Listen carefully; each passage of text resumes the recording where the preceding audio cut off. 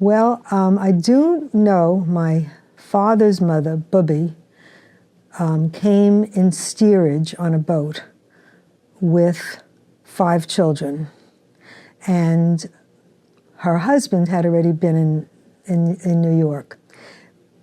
When I was in my 40s, 50s, I became very, very friendly with my father's 2 elderly sisters.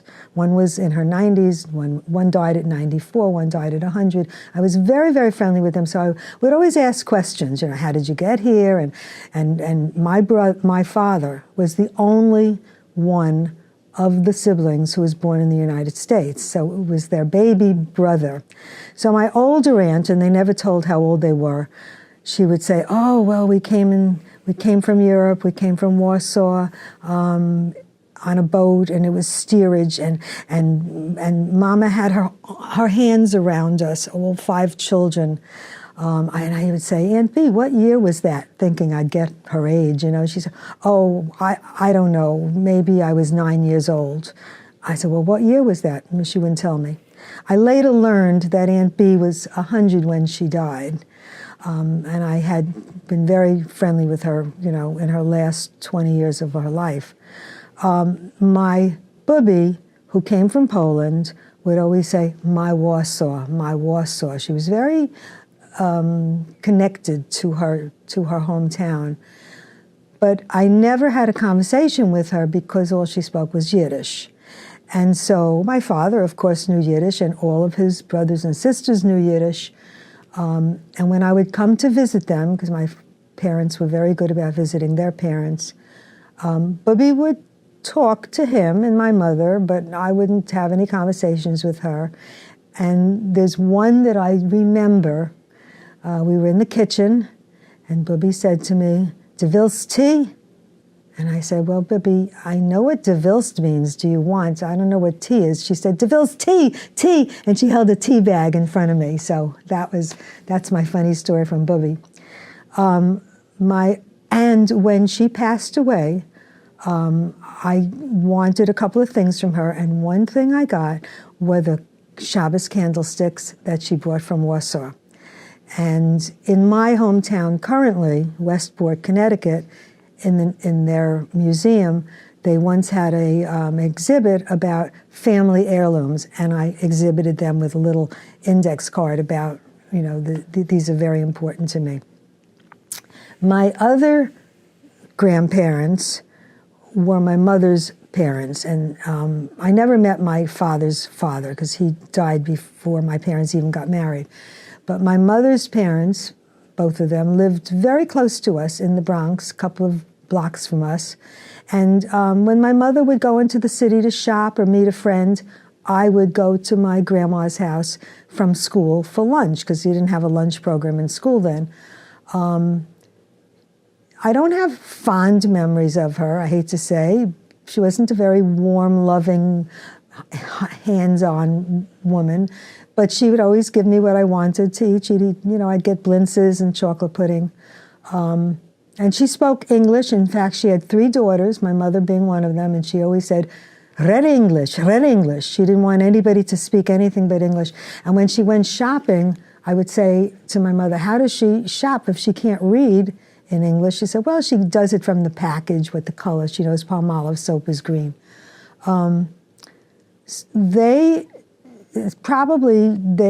My grandparents spoke Yiddish to each other, but that was not really my introduction to it at all. My parents spoke Yiddish to each other when they didn't want me or my sister to understand them. And that was, you know, I heard that in the house.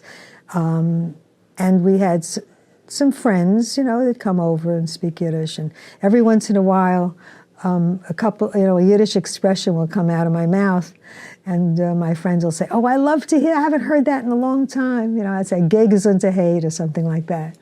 I'm playing mahjong with some women, and one of them says, I love to hear you come out with something, Arlene, and every once in a while I do. But, you know, I don't speak Yiddish. I can read a little bit of it because I went to Hebrew school. And I have a very good eye for the words and so if I'm reading in synagogue, I can read a little bit of the words, but not, I don't really understand them. That's my background. Yeah. Do you have a sense of what life was like for your family in Eastern Europe? In Europe? Not really, because they didn't talk about it. I know my bubby and her husband, who I never met, came from Warsaw, 1900. So it certainly was before First World War. I don't know what was going on there or why they came over. They didn't speak much about it. And my mother's parents, who came from Russia, and I'm not even sure what city in Russia, they probably came a little later. My mother was born in 1914, and she was born here. Well, I don't know what year they came. But no, I don't know what life was like for them. I know what life was like for them in New York. They were, middle-class people, and I never felt that there was any poverty or hardship. But whenever my father would go visit his mother, before he'd leave, he'd always put $20 in her apron. Always. Not so with my mother's mother. That's really all I know about where they came from. Could you describe New York in that time and the neighborhood that you lived in? Yeah. We lived in the Bronx. I think it was the East Bronx it was called.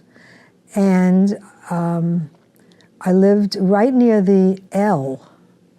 I don't know what, I think it's called the Third, maybe called the Third Avenue L, I'm not sure. But I lived on Boynton Avenue, and my grandma lived, I think, on Manor Avenue or Elder Avenue. I remember the names of those. And it was a very friendly place, and mostly all Jewish, I think. I walked to school. My sister was 5 years older than I am. And I walked to school. She was in charge of me. And the school was, I would have to guess, half a mile. I mean, it was pretty far. I had to go across Bruckner Boulevard, which is a big intersection. There wasn't, as I said, there wasn't any that I remember lunch in school, so I had to come back for lunch. It was a nice neighborhood. You know the people. You'd go into a store. There was Moishe's, I remember, Moishe's Delicatessen, and sometimes if we'd go out to eat, we'd go to the Crown restaurant. These names are coming back to me now. Probably if you had asked me yesterday, I wouldn't have remembered. The Crown was a dairy restaurant. It was kosher, so it was dairy, and we'd go there, and I'd probably have blintzes.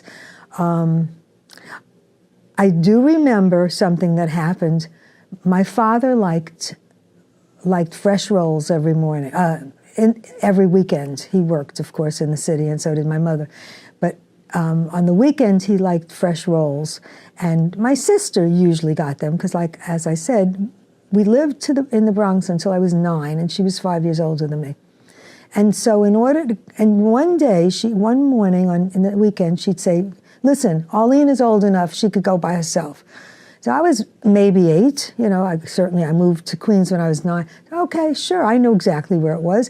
I walked down Boynton Avenue, and in order to cross this big street, the easiest and safest for me was to go up into the L, go over and down. So you don't have to cross the street. You can just go like you're going into the subway.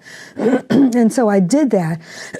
When I got to the other side, I was turned around, and I didn't know where the heck I was. And I was like 8 years old, and I started crying and screaming, "I don't know where I am, I don't know where I am." And a man came over to me, and he said, "Well, where do you live?" And I turned around, and I saw Boynton Avenue, and I said, "There." So I knew where I was. When I think about that story today, I think, would I send an 8-year-old to do an errand like that? Where she had to actually cross a street by going up into a subway, and then a strange man would, it was a different world. Let me tell you, it was a real different world. So I remember those things. I remember walking to my grandma's house on the main street, passing all these nice shops. I remember the shoe shop and the candy store where I'd go and get candy and stuff. And I remember, this is not, maybe you'll have to take this out, but I remember in the summertime we're sitting outside and my mother holding my sister into the street so she could urinate. And she was not the only woman who did that. So that's what was happening there. In the summertime, and I was only 8, I hadn't been to camp yet, everybody would take chairs outside because it was a big apartment building. And you'd sit there and you'd talk and you'd schmooze and, have fun with people. Also, the other thing I remember about that apartment building on Boynton Avenue was there was a whole lot of children, and we were all different ages, and yet all of us, for all the different ages, would play together as a group in the, I guess it was called the courtyard. You'd have to go to behind the apartment. There's like a big courtyard, and there we'd all play. And it was no, oh, you're too little, or you're too old, or you're too fat, or you're too skinny. It was just everybody would play together, and it was a really nice community. About, I'm going to guess, 40 years ago, my husband and I got married 48 years ago. It's about 40 years ago. My husband and I said, you know what, I want to visit that old neighborhood. So I knew, where it was. We didn't have GPS, but I knew how to get there from the cross Bronx. And I got there, and it was all Hispanic. And I think it was Christmas Day, and they were all out with the music and food and everything. It was very nice. And I went into the apartment building where I had grown up. And this apartment building had been quite elegant. The inside of it, I thought was marble. I probably am wrong, but it really looked like marble to me. And there were beautiful marble benches and 2 areas where you could sit. No comfy couches, but marble benches. And that was gone. I don't quite remember what was in its place. But I felt very safe there. The neighborhood, of course, had changed to a different group, ethnicity. And it was still a nice area to be in. So I was happy that we went there. Yeah, that was Boynton Avenue. I later learned, my husband is my second husband, 48 years, that his father grew up on Boynton Avenue. So that was really funny. What else about the neighborhood? I don't remember just that it was friendly and safe. I never felt unsafe there. And I'd walk, as I said, I moved from there when I was almost 9. I would walk all over when I was 8 years old. I'd walk to my grandma's, I'd walk to my aunt lived down the street. Yep, that was it. And my father always had a car. And one of my memories is him saying, come, take a look at the car I just bought. It was like a 53 Pontiac or something. He was always proud of those cars. That's what I remember about my neighborhood, yeah. And can you talk a little bit about the house that you grew up in, who lived there, Yep. Maybe what languages people spoke to each other? In the apartment in the Bronx, yes, where I grew up, yeah. Well, it was a small apartment. In fact, it only had 1 bedroom. My mother and father had that bedroom, and I, for a long time, was in a crib in that bedroom, and then they put me in a bed in that bedroom. My sister slept in the living room, and we had a TV. My father bought a TV. He was high-tech, probably in 1948, and all the neighborhood kids would come and see. What was spoken in that house was all English.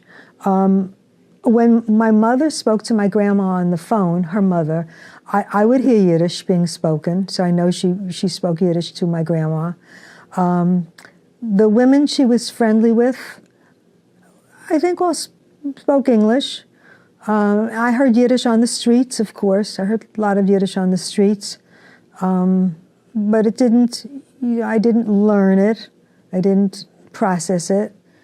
And the building was, I don't know, we lived on the 4th floor. It was a small apartment. You mentioned that one of your grandmothers only spoke Yiddish. Yeah, my father's mother only spoke Yiddish. She did not want to learn English, I suppose. And everybody who lived with her spoke Yiddish. So her oldest daughter, my father's oldest sister, lived with her, and her daughter, my cousin Harriet. And so the three of them spoke Yiddish to each other. But my Bubby, I didn't speak to her, you know. Yeah, my father did, my mother did. Was there some way you were able to communicate, or? You know, I was having this conversation with somebody about grandparents, because now obviously I'm a grandparent, and we were talking about how grandparents now, or at least in my life, are so loving and giving. You know, my granddaughter goes to University of Hartford, and she said to me, "Grandma, how would you like to come up and take me out for lunch tomorrow?" It's her 19th birthday. I said, "There's nothing more I would rather do." If my grandma ever did that, or if I would never even think to ask my grandma to do that. So my point is that today, all the grandmas I know would do anything for their grandchildren. You know, sure, I'll drive to Hartford and take you out for lunch, you know. And sure, I'll buy you what's on the list. I'll go to Trader Joe's and buy you all the, you know, stuff you want me to buy you. But in the days that I grew up, I didn't feel that way about my grandparents, and I don't know if they felt that way about me, you know? My Bubby, I remember getting a kiss from her, and I would hate the fact that her chin would go into my face. It felt so bony. But she wasn't loving. She didn't sit with her arms around me. My other grandparents also, you know, they were nice and kind. I said my grandma gave me lunch from school, but you know, she didn't welcome me with open arms and say, "Oh, I'm going to miss you and can't wait till you come back." So that's what I remember about my grandparents. Unfortunately, it's not a great, you know, memory. But today, I think it's different, and I don't know, maybe it's just different in my family. Yeah. Growing up, what was the political atmosphere of your home? Did different people have different opinions? Was there any conflict between the generations about that? I would say I really wasn't either. I either wasn't a part of it, or it didn't interest me. And I must admit today, it still doesn't interest me. You know, I'm with friends who want to talk politics, and I'm pretty ignorant when it comes to politics. Talk about math, I can do a lot of things, but politics, I'm not interested at all. A little bit from this, you know, the last election, yes. But I don't remember politics growing up. The only thing I do remember, and I'm sure we'll get to it later, is when I went to Boybrook, Camp Boybrook, my parents thought it was a socialistic camp, and they weren't too happy about that. I didn't even know what socialism meant. And it obviously, it didn't affect me in any way, you know. But, you know, in thinking about it and in listening to other people talk about Boybrook, I could see where that came about. And it's not a bad thing. I don't think it's a bad thing. But I'm not, political talk and conversation was not really part of my life that I took part in. You know, my parents might have, but you know, my first president I remember is Eisenhower, and the first president I voted for was JFK. That's the extent of my politics, really. Yeah. Well, why don't we talk about Boybrook now? Sure. How old were you when you started going? Okay, let me take a sip of water.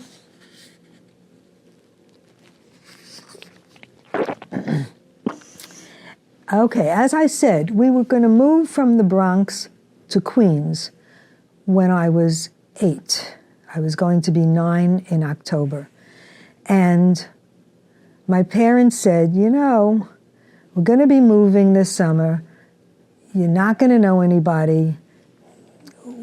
It's a good year for you to go to camp. And my cousin, who's a year and a half older than I am, was going to that camp. I don't know if she went before me. I think she went a year before me. She said, so my mother said, and Madeline will be there, your cousin will be there. I was only 8. And she said, so you could talk to her if you get lonely or anything. I wasn't thrilled about going away to camp. My parents were moving. My sister was going to be in the new house, new apartment. But I said, okay. So I went to Boybrook. I was just 8 years old. It was 1953.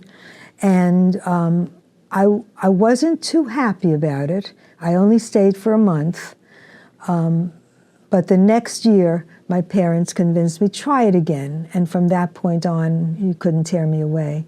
And sometimes they'd even try to tempt me with not tempt, but just offer me a choice. Like, well, Daddy and I are going to Hawaii this summer. Would you like to go with us for 2 weeks, or you want to go to Boybrook for 2 months? I said, Boybrook. There was no choice as far as I was concerned. In Boybrook, the first year, 1953, I was a mittler yingster. There's 3 tiers in each group. There's the yingsters, the mittlers, and the elsters. So there's a yingster, mittler yingster, elster yingster, and a yingster mittler, elster mittler, and the same with the seniors, with the elsters. I was a mittler yingster the first year. And there were 3 Arlenes in my bunk. So 2 of us had to take nicknames, and I don't know how it got chosen, but I chose the name Babs from my favorite show, Life of Riley, starring William Bendix. The other Arlene chose the name Cookie, and the third Arlene was Arlene. So people who know me from camp don't know me as Arlene Yolles, they know me as Babs Blackman, which was my maiden name. And I remember even one funny story, in 1967, so I was in my 30s already, I was up in Montreal for the Montreal State Fair, and I hear, Babs! And I turn around, and sure enough, it was somebody from camp. That was funny. So that was my first year of camp, yeah. Do you remember what it was that changed your opinion from not being thrilled about Boybrook to being totally unable to be torn away from it? I think one thing was a little adjustment in age. 8 is a little young, although in Boybrook, and I don't remember where the year Boybrook started. I think they started in the 40s, I'm pretty sure. They had a kinderheim, and the kinderheim had kids, I think, 5 and 6 years old, which was amazing to me. So I think one more year of maturity, and the fact that they put me the next year in a bunk with girls that I bonded with very well. They put me up a year. I think they either skipped me or there were 2 bunks of the next group, and they put me in the older bunk, and I'm not sure why. So I was in a group that was a little bit older than me, maybe months older, and so maybe that helped me also. I loved the sports aspect of it. I always was a good person in sports: volleyball, softball, tennis, swimming. I loved the pattern of it. As a math teacher, I like patterns. Things were scheduled. It wasn't a free-for-all. I think nowadays there's a lot of camps where you can do whatever you want for this hour. Not my camp. From 10 to 11 it was volleyball, and from 11 to 12 it was something else, and then you had showers at a certain time, and you had lunch at a certain time. Everything was scheduled. It went well with my personality. I loved the songs. I loved the shows that were put on, and I loved the culture. Boybrook has really started to give me, although my parents did also, my father especially, really opened me up to culture. I mean, nowadays, I don't know that camps do this. We went to Jacob's Pillow. We went to the Hyde Park Playhouse. I saw Carousel there. We went to Hyde Park to the Roosevelt home. We went to the Rhinebeck County Fair. And every year we did something special. We slept out in Harriman State Park. So all those activities, and just the fact that I was in the country and not in we lived in an apartment in Queens, no trees really. I mean, it was a nice apartment, but it wasn't the country. So this was the country, and I loved it. I just loved it. And to this day, I, still think about it. Yeah. Could you describe a typical schedule of a day in Boybrook? Yeah. Well, first of all, and something I didn't mention, when I started in 53, the counselors were only hired if they spoke either Hebrew or Yiddish, because the campers had 1 hour, I don't remember if it was 1 hour twice a week or just once a week, of Hebrew or Yiddish lessons. It was your choice. I took Yiddish, of course, wanting to know what my parents were saying. So you'd get up in the morning by the bell. There was no sound, there was no talking. It was a bell that was ringing. And you'd get up and you'd do your morning activities, and then you'd get dressed. Within, must have been an hour. And then Mama Lapin, her first name was funny because somebody on the Boybrook Facebook page said, "What was Mama Lapin's first name?" And nobody knew, and into my head came Fanya. I said it was Fanya Lapin. She must have been 60 years old. She looked 80 years old, but she was an older woman who was our mama at camp. There was a boy's mama also. Mama Lapin would meet the bunk. The bunk was in lines, okay? And she, I think she would talk to you. Sometimes she'd yell out, "Boots, girls, boots. The grass is wet. You have to wear boots." I always remember her saying that. And then we'd march down to the dining room, and we'd have our breakfast, which was always nice. Hard-boiled eggs always was part of it, and then it would be something hot. And it was a good breakfast. It's good food. I ate a lot in camp, and every year I lost 10 pounds. My mother couldn't understand it. Every year I lost 10 or 15 pounds.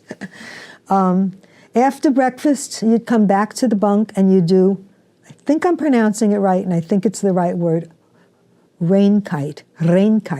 Cleanliness, is that it? Okay. Rainkite. And you would have, somehow your counselor would have made a chart. This one does the broom on this day, and this one does the dusting, and this one does the garbage, whatever. There were a whole lot of things to do. And you'd make your bed, and I'd learn how to make hospital corners. And you'd hope to get an olive from Mama Lapin, because if you did, and you got 6 or 7 olives, you would be mentioned on Shabbos as a clean bunk. I don't know exactly how they did that, but they did a rainkite, bunk 28. You all applaud. So you'd have that. And then after that, you'd go to your first activity. I think it probably was 10 to 11, and then the next one was 11 to 12. And the activities would be, volleyball for an hour. It's always be an hour. The girls' hill was way up on top. And the boys' hill was way down, and that was where the dining room was also. So you had to walk a lot. That's probably why I lost all that weight. And you have to walk to wherever you were going, except they built, later on, when I was in my teens, they built a volleyball court up in the girls' hill.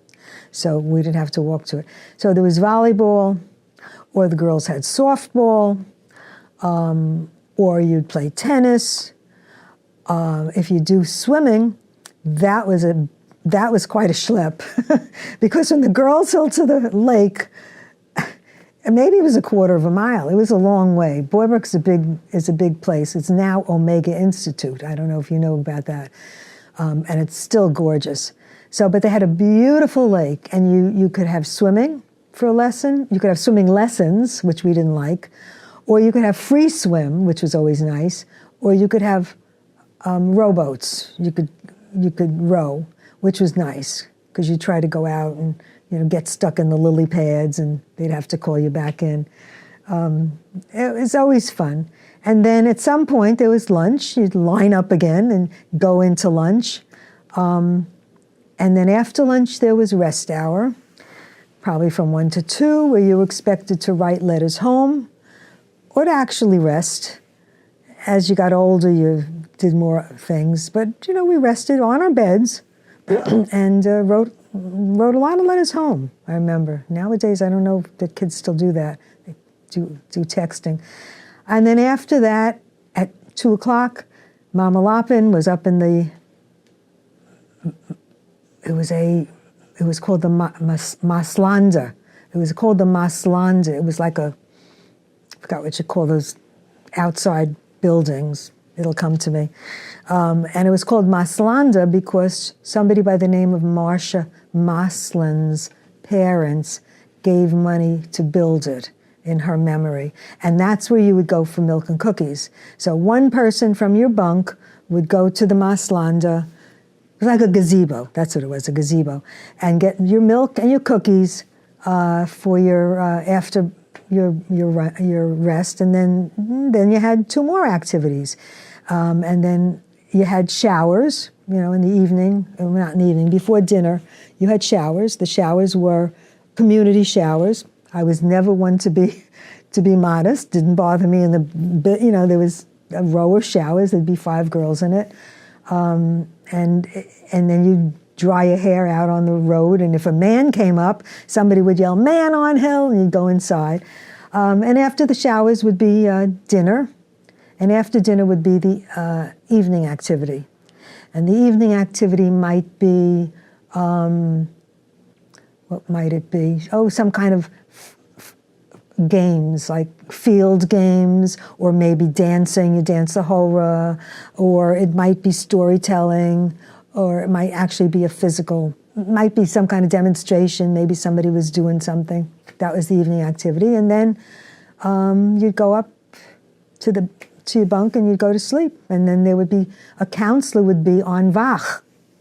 And on wach meant, of course, you would be on watch. And you would sit on, I remember being a counselor, so I remember doing this.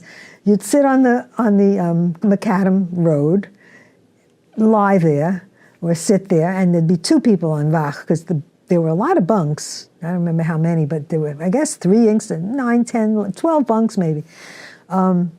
And I remember lying there one August as a counselor and looking up and saying, "Look at all those shooting stars." And I didn't realize it was the Pleiades. Is it the Pleiades? I think it's the Pleiades in August. You get the shooting stars. Yeah.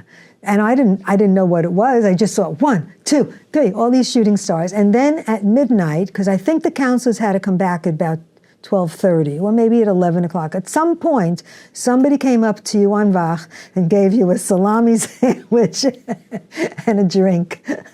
And that was the end of your day. I mean, if you were a counselor, you were on wach. And the campers would always, well, there'd be some trouble sometimes, like bunk 16 would say, "Bunk 16, bunk 16, where the heck is bunk 17? And bunk 17 would answer, "Bunk 17, where the heck is bunk 18? And it went all around the hill. And the thing that they were trying to do is to drive the wach crazy, because the wach would go into 16 and get them to shut up, and then 17 would start, and then 18. So it was a lot of fun. I have very fond memories of the camp, yeah. Were most of the counselors previous Boybrook campers? Yeah. In fact, I had one counselor twice, and her name was Naomi. And when we had the first reunion I went to was the second reunion of camp. There were a lot of people, there were hundreds. Naomi was there, and there were 5 of us who had been her campers. And I said, "Naomi, what a tribute to you that 5 of us came and you are here." And for that reunion, for which I was an adult already, and I think I brought my daughter with me, for that reunion, we made mock-ups of the Golden Book, which I don't think I talked about yet.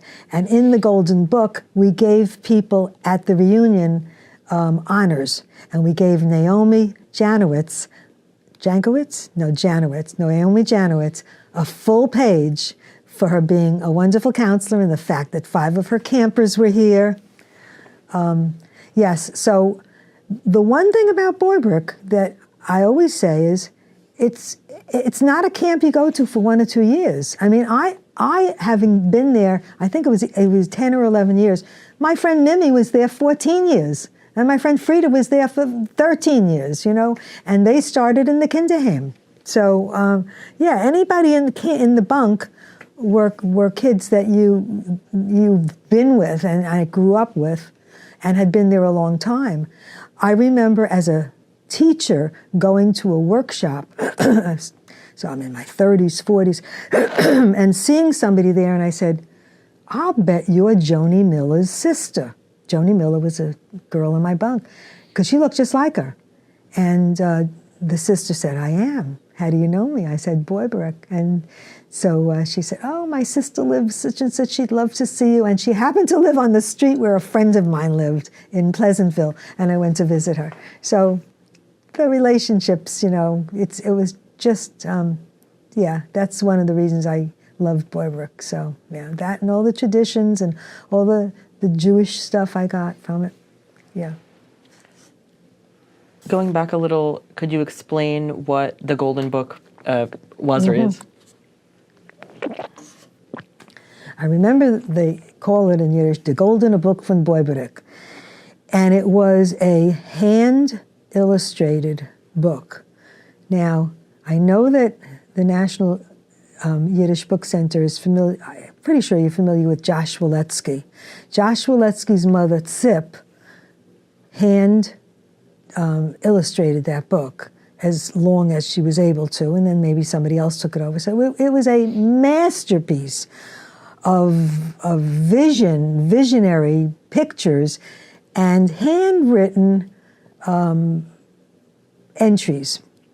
And the Golden Book was read every Shabbos, Friday night, and we of course observe Shabbos Friday night, which is another wonderful tradition, and Saturday morning. So Friday night, the Golden Book is read, and not every week was it read, only if somebody made it into the Golden Book. If you were an outstanding camper for that week, you might get a line in the Golden Book.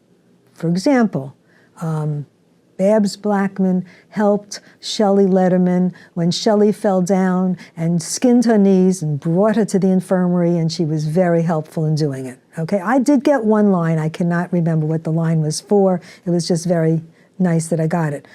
If nobody got a line or a page that week, it wasn't read, you know, and they would just pass it by. I have a friend who I went to one of the reunions with, and Tammy Fern, her name is, who got 3 full pages in the Golden Book. Unheard of. Tammy was, not only was she an ideal camper, she was an outstanding sports player, so outstanding that they allowed her to play on the boys' baseball team in the intercamp games against Kindering. Now that was a pretty important thing. She was she played every sport well. So she had, in different years, of course, not the same year, a full page in the Golden Book. And the Golden Book had 2 volumes, and I wanted to see my line. As an adult, 20, 30 years ago, I said, I had a line in the Golden Book. I'd love to see it. So they are held at YIVO in the city. And so I went to YIVO. I told them I'd like to see the Golden Book of Boybrook from the 50s. I didn't remember what year it was. They brought it out. They had me put on white gloves, and I went through it, and I found my line. And they had my name as Barbara Blackman because they thought that was my name was Barbara, which it wasn't, but Babs is a nickname for Barbara, so they had that. That's the Golden Book, yeah. So, I mean, you mentioned how important the other campers were. Do you have a sense of who they were generally, why their parents were sending them there? Was there any patterns you noticed amongst your fellow campers? Well, Boybrook was run by the Shalom Aleichem Institute. I'm not 100% sure what Shalom Aleichem Institute did. I think they were an Yiddish educational group. But I think two of my friends were involved with that. I know one of my friends, Mimi, spoke Yiddish fluently. In fact, when there was something to speak at the Shabbos services on Friday night, she was the one to do it, and we all kind of looked up to her because she knew her Yiddish. Her parents spoke Yiddish, I know, and I have another friend, Frida. Her parents also spoke Yiddish, and I know this not just secondhand, but during the winter I'd visit them. You know, we'd get together. They were my friends, and even though I lived in Queens and they lived in the Bronx, my father would drive me there, and I'd spend a weekend there. My friend, another friend, the last name will be common, was Peggy Waletsky. And Peggy was my friend from probably my second or third year on, and she had long, long braids, and I was the only one she let do those braids. And she invited me to her house once in Westwood, New Jersey, I think. So obviously she had a relation to Boybrook because of Zip, her grandmother, I guess it's her mother. And Josh was her brother, and then there was another Waletsky. So the Waletskys were very involved in Boybrook, maybe involved in their founding, I don't know. Then there were a couple of other girls in my bunk. I don't know how they got to Boybrook. I got to Boybrook because we were moving, and my cousin was going to Boybrook, so that's how I got to Boybrook. I don't know if my parents knew about it otherwise. And my counselor, one of the counselors was, as I said, Janowitz, and I think she had some family relations there. So yeah, it was family relations. Yeah, it was yeah.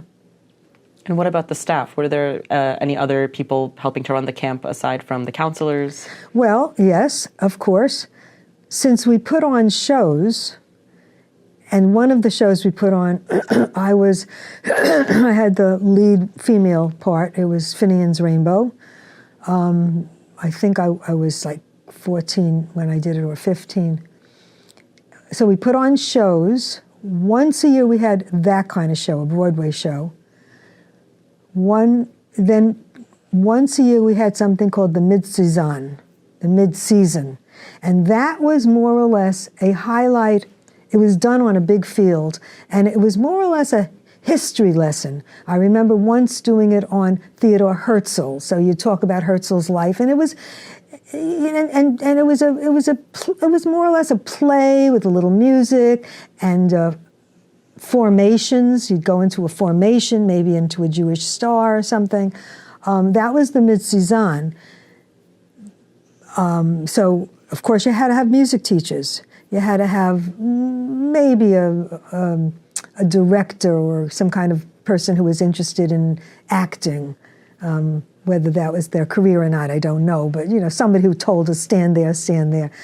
And at the end of the show, at the end of the summer, we had something called Felke Yom Tiv. And that was the Festival of Nations, where, according to Boybrook, all the nations, which were, each bunk was a different nation, all the nations came together under Israel's cover and came together in peace. I think we even had doves fly. I think we had doves fly out of, and we had songs, of course. Every single bunk had a song. If you were, for example, I don't remember the songs from the Felka because they were once a year, but I remember the songs from Shabbos. But if you were England, my bunk was England once. It was Die Engländer singen zusammen mit Felka. That's all I remember of that one. But there were always songs about, the country. So there were, I remember Irina Klepfish, and she's probably, I think she's known now. I think she's still around. Some other people's names I don't know, but I remember her name, I guess, because I see it currently. That's why. And Josh, of course, Josh Waletsky, although he was just a couple of years older than I, so he wasn't really involved in the music other than being a camper. There was also the director of the camp, of course, and Leibish Lehrer. Leibish Lehrer was not the director. I don't know what he was called, but he ran the whole Shabbos thing. And that was very exciting. And there was also, I was telling my husband this morning, the Neitzimmer, where the sewing women were. The sewing ladies, the first week you were at Boybrook, every camper marched into the Neitzimmer and got measured, because you needed costumes for the Felke Yom Tif. If you were England, you needed an English costume. If you were the Netherlands, you needed a Dutch costume. And I think there were some costumes for the Mitzuzan as well. So you got measured for your costume, and all summer these ladies in the Neitzimmer were sewing 250 costumes. But in the middle of the summer, they get measured again, because you could gain 5 pounds or lose 5, and sometimes you did. And they say, oh, we got to let it out here, we got to take it in here, and they did. And they made you a costume, and so there was the Neitzimmer. There was nature counselors, a nature counselor, I should say, and a little nature shed where we learned nature. And there was an arts and crafts, of course, counselor. And early on, there were the Yiddish speaking and the Yiddish lessons and the Hebrew lessons. Yeah.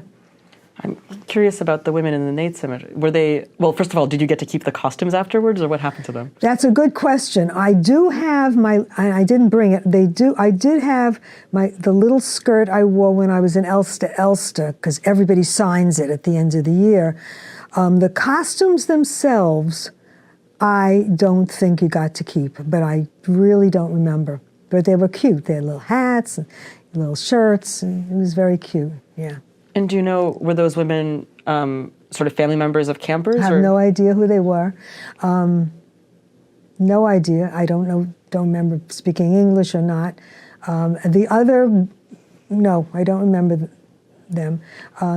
You asked also about other staff. Well, there was always a nurse and a doctor. Doctor wasn't always there. I think maybe the doctor came from Rhinebeck or Monticello or something. I don't think he was there every day.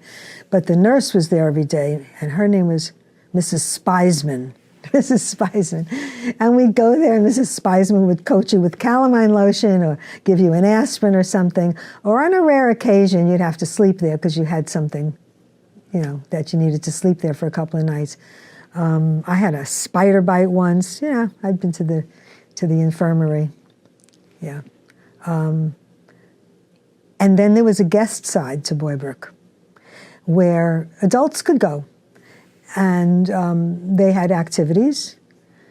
I remember they had music or stories, unter dem Bäum, under the trees, for the guests. They had shows. I think they were more professional. They hired people for shows. Yeah, it was a big community. Yeah, I think my parents stayed over as guests once. Mm-hmm.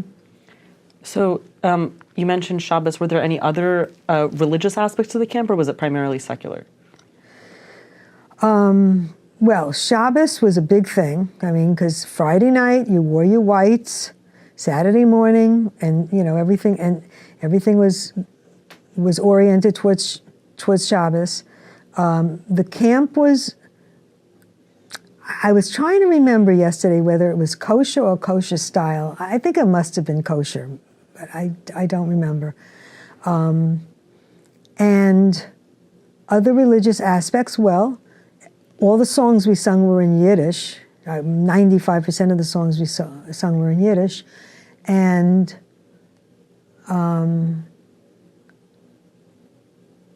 I don't remember other religious aspects. Oh, we commemorated Tisha B'Av.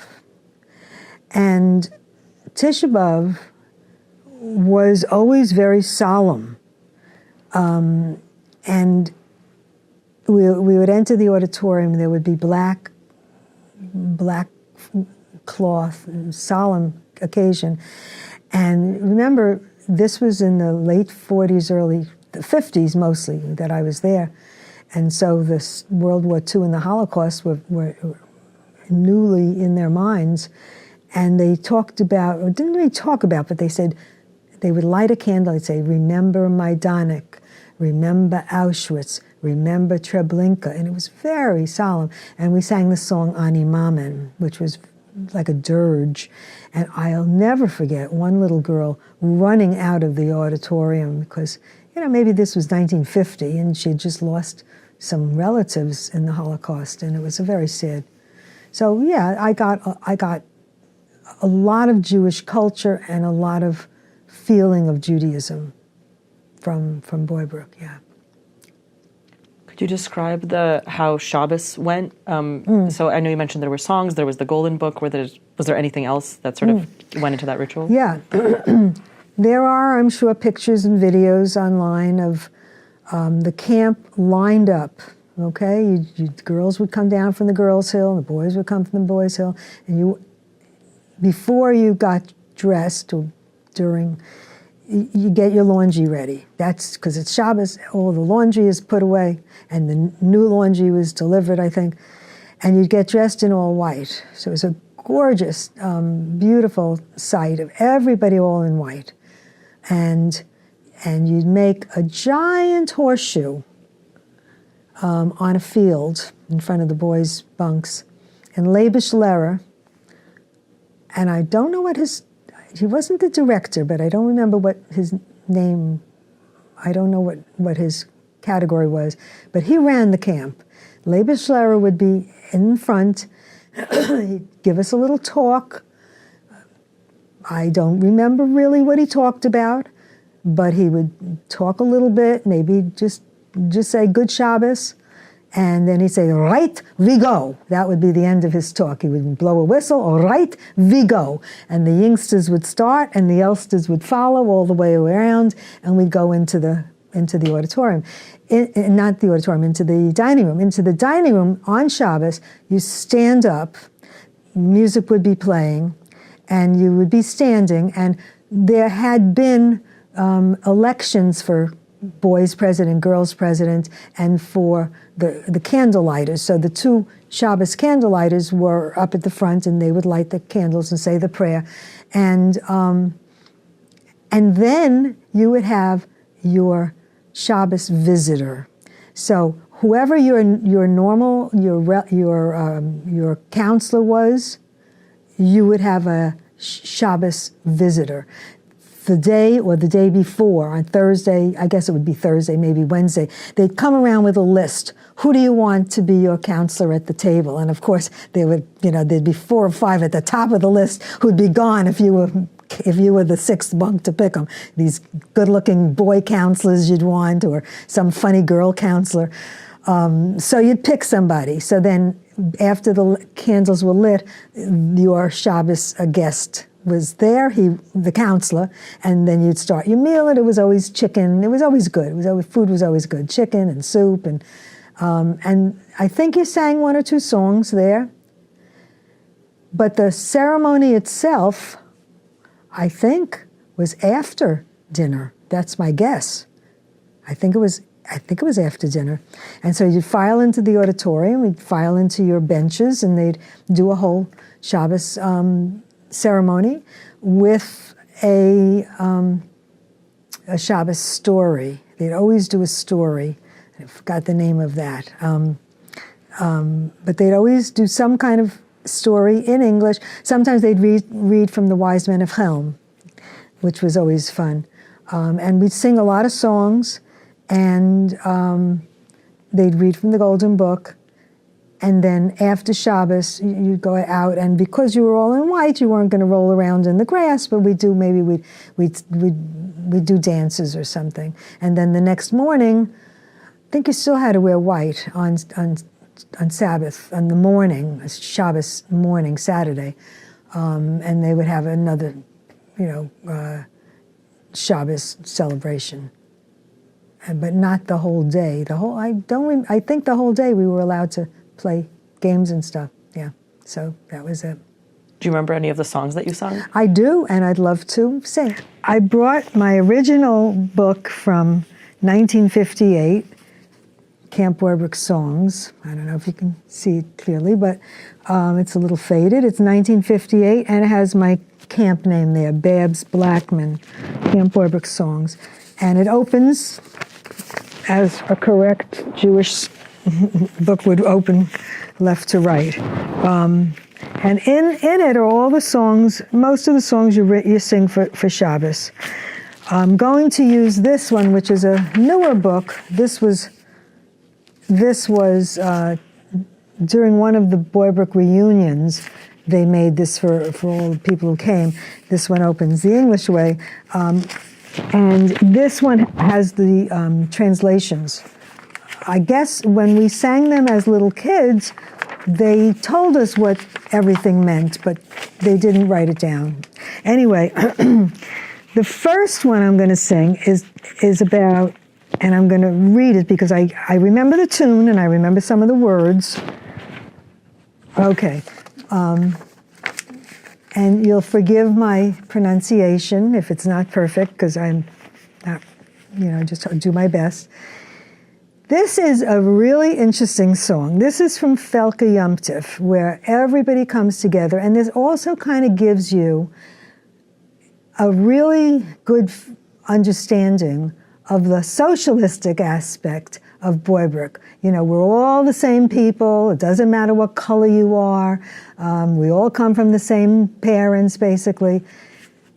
The interesting part of this song, and I thought so many brilliant people at Boybrook who wrote all these songs, I mean, they actually wrote these songs, is that this is the tune from the Beethoven's Ninth Symphony, Ode to Joy. This is amazing to me, okay? Alle Menschen seien Brüder, Reute, Gelle, Schwarze, Weiße, Länder, Völker und Klimaten, sie sind ausgetrachte Meiste, Schwarze, Weiße, Reute, Gelle, mischt die Farben euch zusammen. Alle Menschen seien Brüder von den Taten und den Mammen. And this I can almost translate myself, but the translation is basically all human beings are brothers, red, yellow, black, or white. Different lands, peoples, and climates are imaginary divisions. It should only be, right? Black, white, red, yellow, mix all the colors together. All human beings are brothers, born of the same parents. So it's a nice sentiment. Every group had its song, kind of like, a cheer. The Yingsters had their song, the Mittlers had their song, and the Elsters had their song. So this is the Yingsters song. The Yingsters is the youngest group. Jüngste Kinder, klein und kleine, wachsen schön und blühen schöne, Atazoi und Atazoi. Lo mir Jüngste sich nur nehmen, wollen Älteste sich verschämen, Atazoi und Atazoi. Singt die Lieder besser, besser, wachsen Gräser, Atazoi und Atazoi. Young little children growing and blossoming beautifully. That's how it is. If we youngsters just try hard, we can even put the Elster to shame. That's how it is. Sing the songs better and better, grow up bigger and bigger. That's how it is. And then, let's see, there's a couple that I wanted to sing. 2, 3, 7, 30. Okay. This is the Mittler song. So this is the group in the middle. Jüngste da und älteste dort wird der Weg zerschnitten, weil wir seinen Mittler gehen wir in Mittler gehen wir in Mitten. Keiner hat den Mittler, kann mir nicht verbitten. Dort zu jung und dort zu alt, bleiben wir in Mittler, bleiben wir in Mitten. So it's Yingster here and Elster there on both sides of the road because we are the Mittler, we walk in the middle. No one has ever mistaken the Mittler. Here too young, there too old, we stay in the middle. I love that. And the last one I'm going to sing is, there's so many songs here, it's This is from Shabbos. This is one of the songs from Shabbos. A Lied will ich singen, a Lied von mein Herzen, zum Gold von dem Abend, zum Weiß von mein Kleid. A Lied zum Gesang von die Freitag Weihnachten, a Lied zu der Sonne, wo's vergeht. Zu räuschig das Grau von die stäubige Wegen, zu still ist das Grin von vernachtigen Feld. So blenden die Weisheit, was kommt uns entgegen von unserer verschabester Welt. I will sing a song of my heart, to the gold of the evening, to the white of my clothes, a song to the singing of Friday evenings, a song to the setting sun. The gray of dusty roads is too loud, the green of evening fields is too quiet. Let them blend with the whiteness that comes to us from our world made over by Shabbos. And yeah, there's other songs. I'm not going to sing anymore. But the other one, the last one I remember, and this was always the saddest one, and I don't remember to sing it, but it was the song you sang the last day of camp.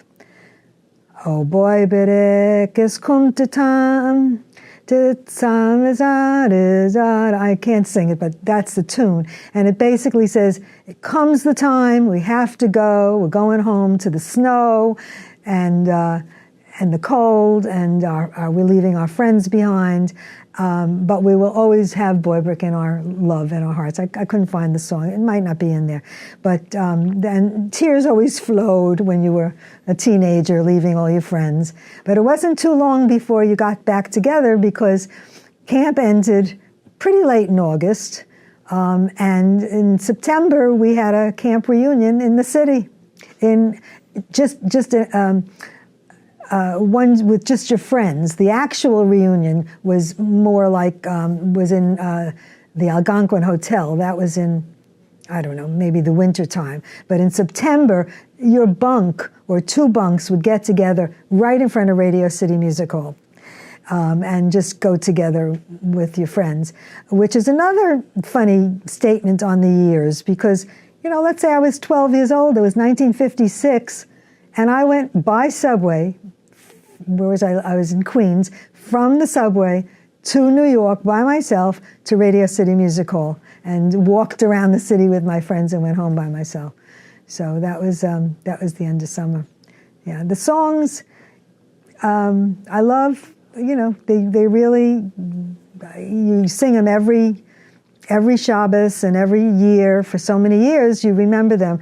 And when I was looking them over the other night, my stepdaughter, who lives in Florence, was at my house. It was after Thanksgiving. And I was singing one or two, and she said, "Oh, we sang them in our camp too." So she went to two Jewish camps, and she was telling me how her camps were also very informed her life, like they did for me. So, yeah. And, same songs. So actually, I'm curious about the relationships between the different camps. You mentioned earlier that there was an inter-camp game. Yeah. Were there rivalries between the camps? Yeah, well, it was the camp games. The other camp was Camp Kindering, and that was run by Workman's Circle, okay? And that was in, I can see the exit on the Taconic, but I can't remember. It was some other lake, and it was before Boybrook. It'll come to me, even if it doesn't. So Kindering was run by Workman's Circle, and it was very similar to us, to our camp as far as what they did. And twice a summer, we had inter-camp games. Once they came to us, and once we went to them. And we'd it'd be like sports. It would be like teams, and you'd have, songs, Boybrook songs. I can't remember the cheers, but give me a B for Boybrook, something like that. And if you were on a team, it was very exciting. I would be on the volleyball team usually, and there would be score, and at the end of at the end of the day, you would know which camp came out winning. And it was twice a year, twice a summer. Yeah. Sylvan Lake. I knew it would come to me. Sylvan Lake is where Kindering was. And of course, we always thought they were inferior to us, and they thought we were inferior to them. Were they evenly matched in the games, or pretty much? Yeah. Pretty much, yeah, yeah. It wasn't anything. Similar kids, workman circle, shalom aleichem. Just different groups. Did you encounter, either fellow campers from Boybrook or campers from other camps in your life in New York outside of these sort of organized reunions? Occasionally. I mentioned one where I ran into Tammy, actually, the one who got the 3 pages in the Golden Book at the Montreal World's Fair in 1967. I ran into her. But, it was just a run into and a hello. In Facebook, I see a name a lot. And this is a name of somebody who is 1 bunk higher than me, so she's like a year older than me. And so at one point, I wrote to her and I said I was going to Florida. I was going to Sarasota, which is where we often go for a couple of weeks in the wintertime.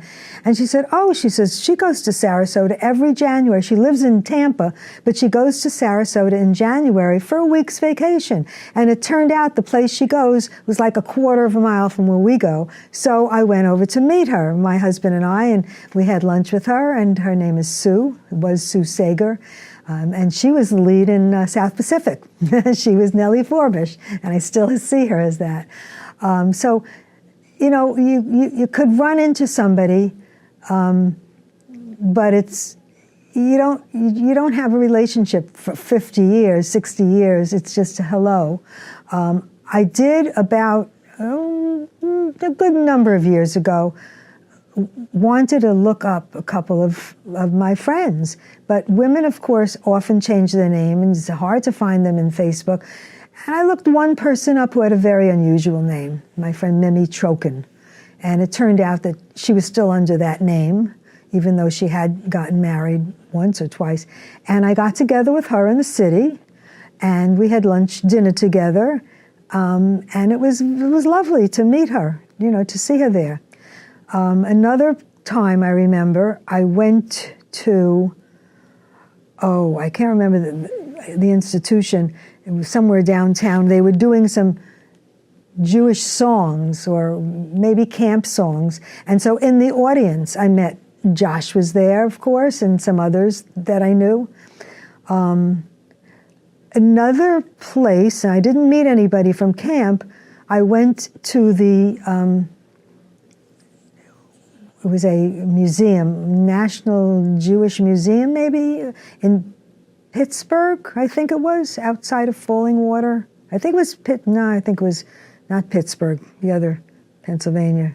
Well, it was in Pennsylvania, and they had a Philadelphia. It was in Philadelphia, Pennsylvania, and they had an exhibit called A Worthy Use of Summer.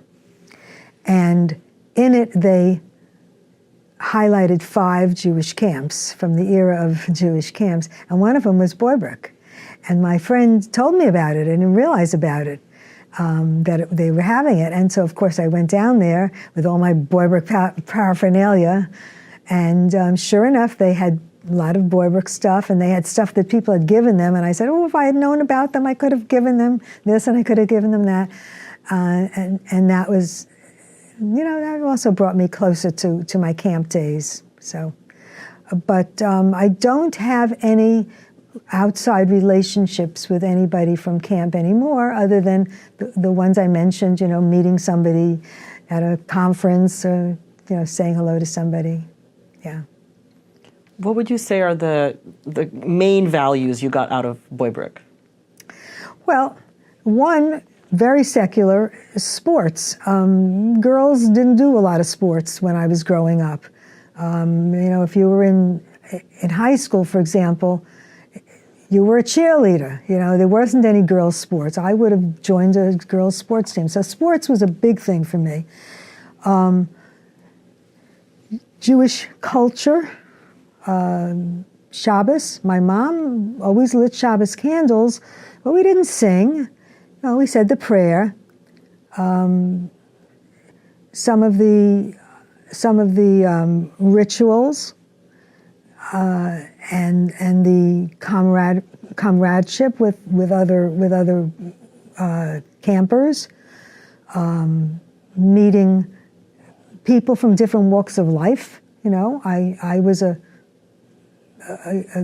girl from the Bronx and Queens. I met people from other walks of life there, and visited them. I remember one girl lived in Kings Point in Great Neck, very wealthy. Her father was a psychiatrist, and I visited her there. And a little bit of Yiddish, which every once in a while, if I hear it, sometimes I can make out a word or two, or even a sentence. Or if somebody is speaking Yiddish, I might be able to. And here's another little funny story. I was in Europe with my husband, 15, 20 years ago. I always wore my Jewish star. Unfortunately, I don't wear it anymore in Europe. I wouldn't. It's too much bad stuff going on. And the Jewish star has nothing to do with the story, but that was just an aside. And I'm walking on the street, and I hear this woman talking Yiddish. Now, I'm a very good linguist, and it could have been German, but it sounded to me like Yiddish more than German. So I stopped her. I said, "You speaking Yiddish?" And she looked at me like I was, "Oh my God, yes." She said, "How did you know? And who are you?" And so we hugged and gave each other nice hugs and a warmth that was there. So out of Boybrook, I wouldn't have known. I mean, as I said, my bubby spoke Yiddish, but not to me. But I got a lot out of Boybrook, a lot of life out of Boybrook. Boyfriends, of course, girlfriends, friendships, and all the Yiddish, all the Yiddishkeit, which I enjoyed and always enjoyed it. And there was never a time that I'd say, I have to go to this activity or that activity, or I really have to go to camp again. It was always looking forward to it. Yeah, it was just a great experience. It really changed my life, I would say. If I didn't go to camp, I would be a different person. Yeah. And would you say Boybrook, sort of comparing it to other Jewish cultural institutions or moments of Jewish culture you encountered throughout your childhood and later on throughout your life, was Boybrook similar or different to those? Well, I think it was very different because it was a camp. My mom and dad belonged to a synagogue. My mom belonged to Hadassah, and she'd take me to meetings. But I'm not a synagogue goer. But I have gone with friends to services for Rosh Hashanah, Yom Kippur. Those are Jewish institutions that I could compare them to. I mean, other Jewish institutions, I couldn't think of any others. I suppose regarding the vision of Jewish culture or of Yiddishkeit that they presented, how would you compare Boybrook's vision of Jewish culture to any other vision of Jewish culture that you've encountered in your life? I don't know that I could compare it. No, I just know what I got out of the camp was long-lasting. And I even sent my daughter there. When she was 8 years old, 1978, I sent her to Boybrook, hoping that she would have as great an experience as I did. It was different by then. By then it was choose your own activity type of thing. But they still had Shabbos, and then the camp closed the next year. So I was a little disappointed. I was having visions of both of my kids going there, but it didn't happen that way. So could you talk about how you've sort of taken what you learned at Boybrook and incorporated it into the rest of your life, into your own parenting?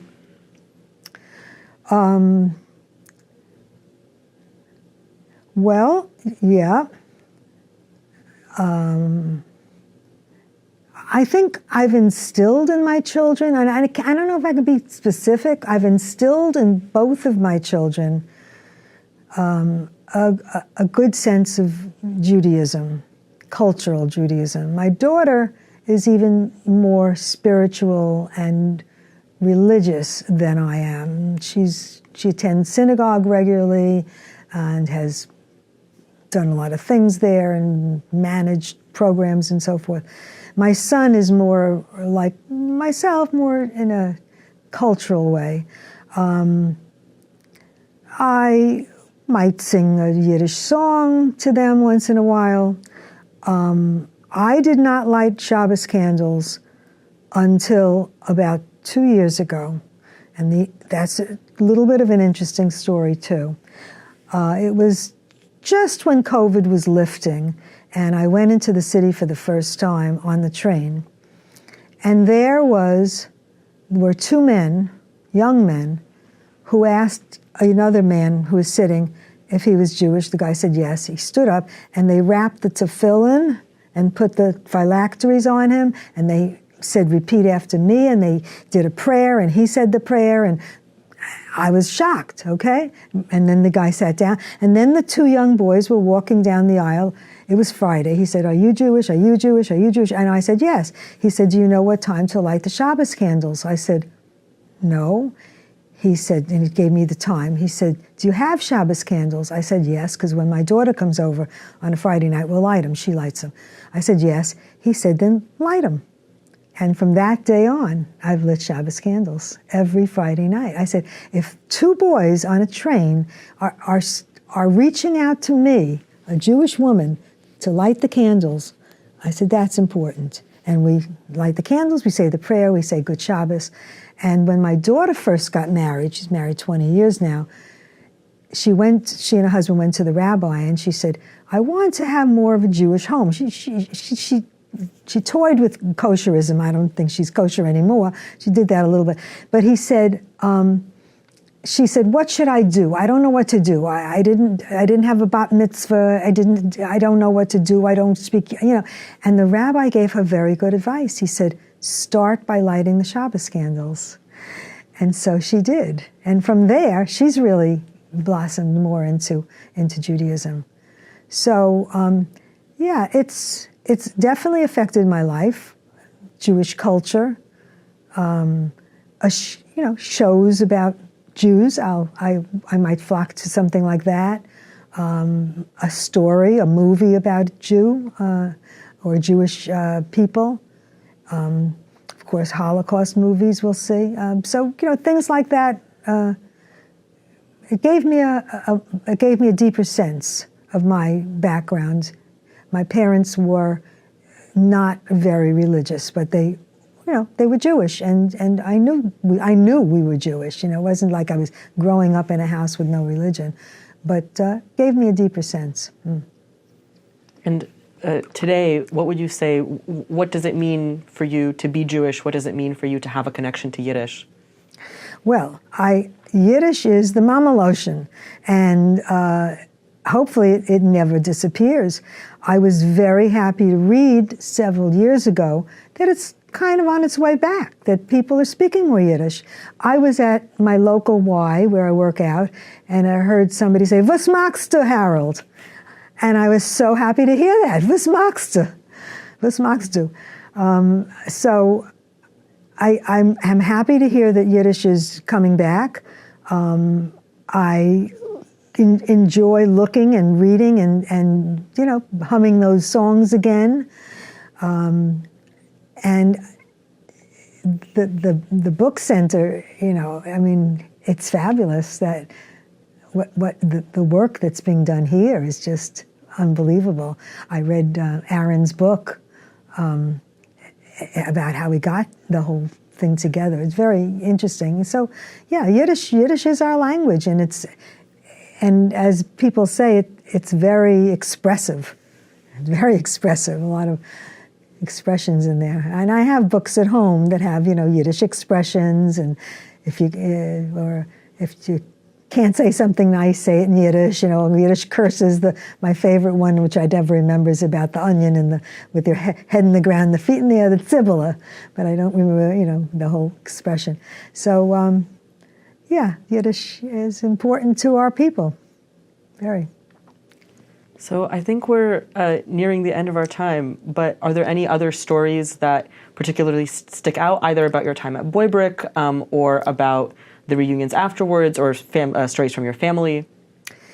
The reunions afterwards, I went to two. I took my daughter with one, and one wonderful result of that was, I think it was Josh Waletsky who did this. He made a tape of us singing what we used to sing at camp. And so I still have that tape. Should put it on CD, actually, since it's still a tape.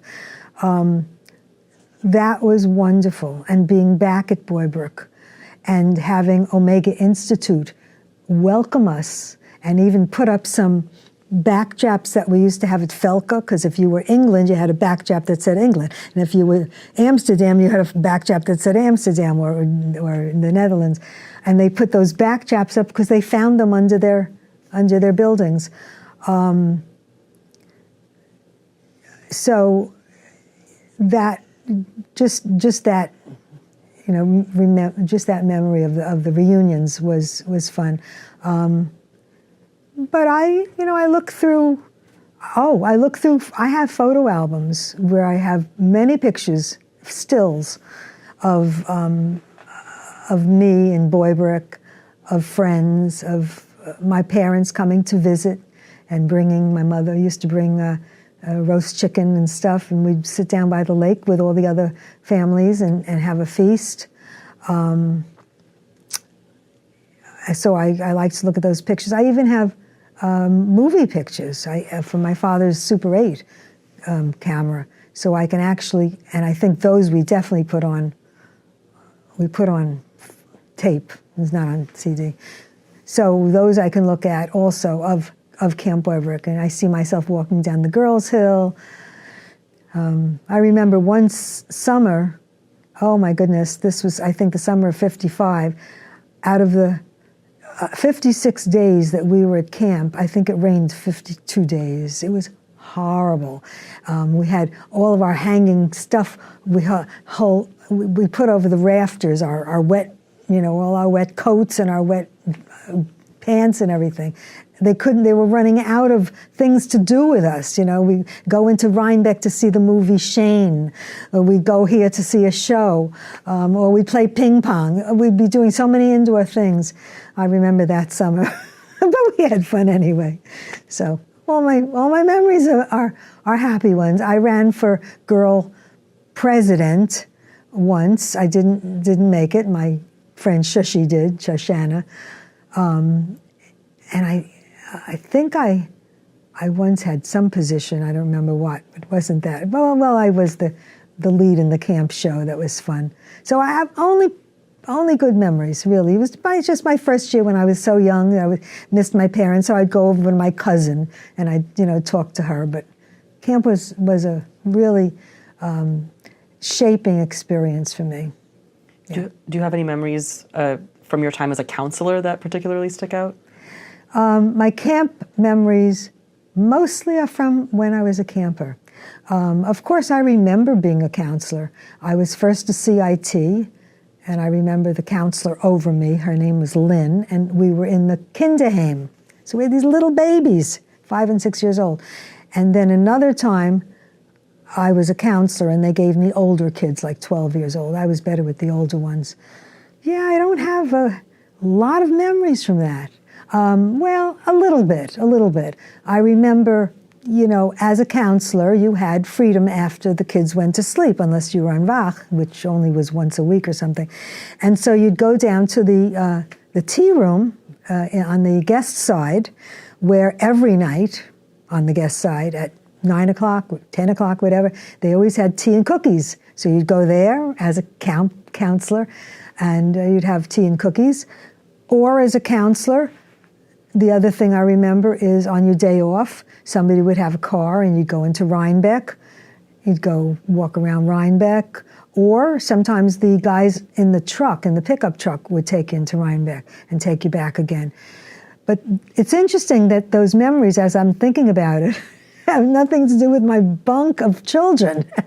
So it's really memories of me as a counselor rather than of me supervising a bunch of girls. And with the exception of one girl who was my counselor's sister, she's like, there was a 10-year difference, I couldn't remember names of the kids who were in my bunk. But I can remember every name. Yeah, it's interesting. I can remember every name of people in my own bunk. And the other day I was showing a picture of my mother playing mahjong in our house in the 1950s, and I remembered the name of every woman in that picture. And there were six people in that picture. And my daughter said to me, "How did you remember every name?" I said, "I don't know, it just came out of my head." But the kids over which I was a counselor, I don't remember them, and I just don't remember much. Just remember my days off, and when they had activities, I would sit and read or write a letter or something.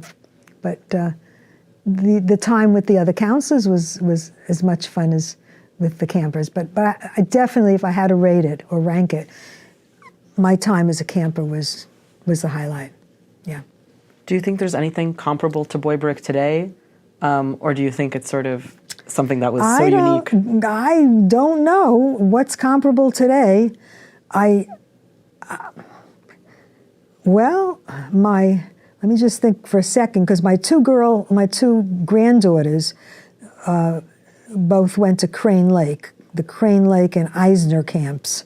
Okay, those are in the Berkshires, and those are also Jewish-style camps, and they also do Shabbos there, but I don't think they have to wear white.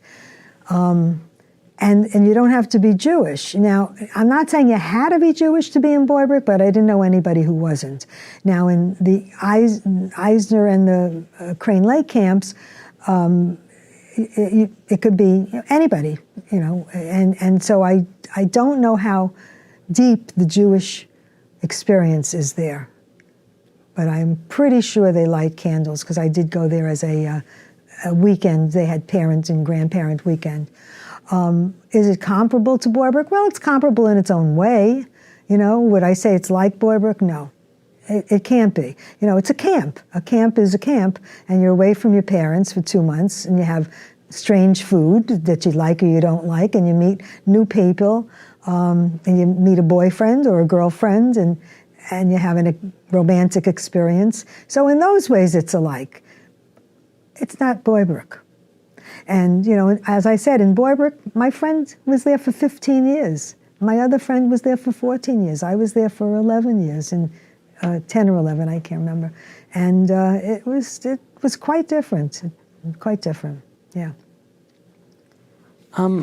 So I guess a question I'd like to end on, unless you have any more stories that you want to share, is what advice would you give to future generations, to this generation of people interested in Yiddish or interested in the history? Well, of course, read about it. There are plenty of books of Jewish history. There are plenty of books that you can learn, traditions and culture. Engage yourself if you so desire, or it fits your personality. Join a synagogue. I mean, that's something that's very important, I think, to youngsters who want to feel more Jewish. Belong to groups in school that foster Jewish culture. Go to plays, concerts that are overridingly Jewish or given in Jewish places. Obviously here, the Yiddish Book Center, come here. The exhibits, which I'm looking forward to seeing the new exhibit, are always wonderful here. So, just came into my head. I have a T-shirt that says in Hebrew, UMass Amherst. And I wear it at the Y because it's big and it's something good to work out in. And a lot of people look at it sometimes, and they'll, what does that say? And I know that somebody is Jewish who's asking me this. I said, did you go to Hebrew school? And he said, yes. I said, then you can read it, because I could read it when it was given to me. I just sounded out the letters, U, M, with the S at the end, Umas, Amers. I said, I sounded out. And he said, oh, let me look. And he did. He sounded it out. So I like wearing that T-shirt. I like people knowing I'm Jewish. I also have a National Yiddish Book Center T-shirt that I'll wear at the Y, and people look at it. And sometimes I had one or two people remark that they knew where it was or they've been here, so that was good too. So engage yourself, and very important in college, because we know what's happening in college today. My husband and I are big supporters of Hillel. My stepdaughter, who went to UMass, was a Hillel member. And we know what's happening in college today. It's very sad what's happening. So join the groups that can counterbalance that and put all that anti-Semitism aside. Be a part of who you are, and don't deny it, certainly. I'm Jewish, I'm proud. Yeah. All right. Well, thank you so much. Okay. You're welcome.